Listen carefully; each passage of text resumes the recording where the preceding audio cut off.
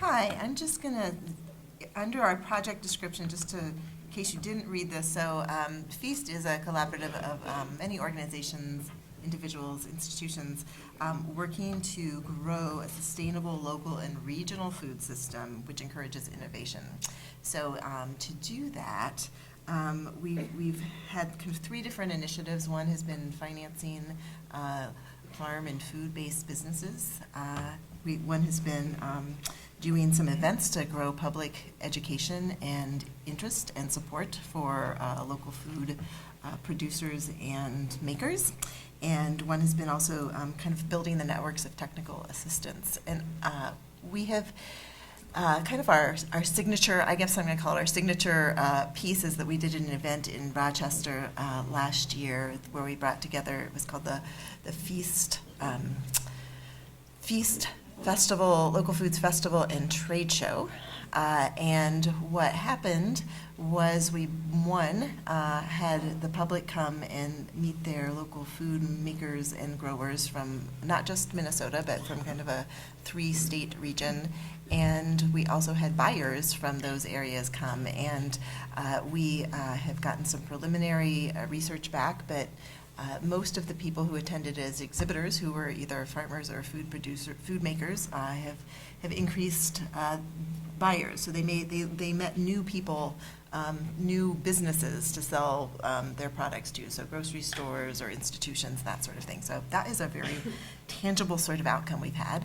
We've also, with our Feast Finance Network, we've met with a number of different producers and food makers who've needed assistance in finding financing, and have assisted about a dozen of them in actually getting some additional financing for their businesses. So I'll leave it at that. Excellent. Thank you, Jan.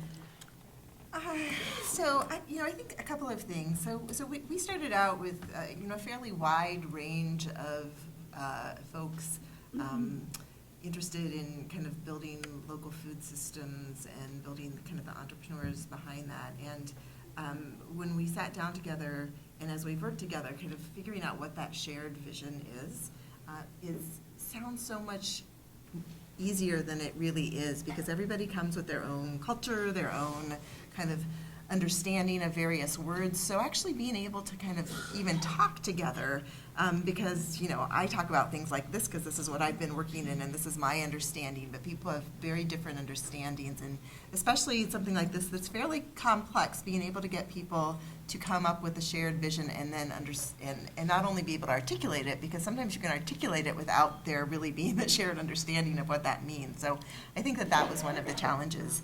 Another challenge that I often had a really great experience. I worked at the university for a number of years doing community university partnerships, and we hired an artist one time to actually do some kind of performance art to explain how you may want to bring everybody to the table, but everybody kind of comes with their own chairs, and some people come with like big leather rolling fancy chairs, and some people have like barely stools that they can barely sit on. And I think it's important to realize where different people are coming from. We had people involved who were from institutions that were fairly well resourced. We had individual kind of volunteers who were kind of coming on their own dime and putting their time into it. And it's okay to have a breadth of that, but it's important to understand that and be cognizant of it. And also, if you want those people at the table, there may be times that you need to kind of give somebody a chair or find ways to help them. So we really kind of worked on ways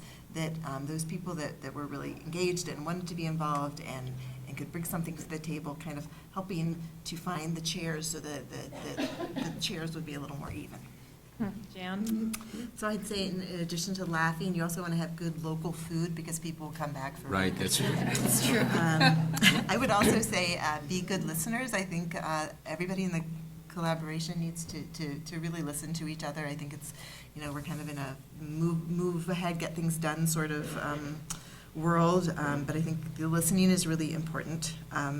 I also think be respectful of people who've kind of laid the groundwork in kind of this local regional food area. I'm very cognizant that there have been people who've been working on this for many, many years, and they may not be kind of in the lead here on some, like the feast event, but they've really done a lot to really kind of, to use an agricultural term, they've been working the soil and getting it ready so that we can move forward. And I think it's important to acknowledge that.